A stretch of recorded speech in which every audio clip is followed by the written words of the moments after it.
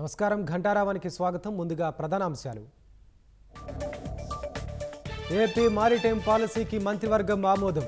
గత 5 ఏళ్లలో నిర్మించని గృహాల రద్దుకు నిర్ణయం.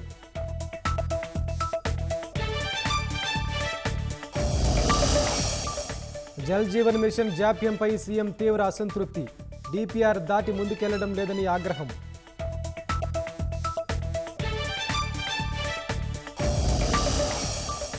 నెల్లూరు జిల్లా మర్రిపాడులో పిడుగుపాటుకు రైతు బలి. పొలంలో పనిచేస్తుండగా ఘటన, భార్యకు తీవ్ర గాయాలు.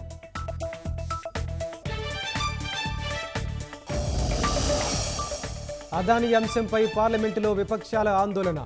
సంయుక్త పార్లమెంటు కమిటీతో దర్యాప్తునకు డిమాండ్.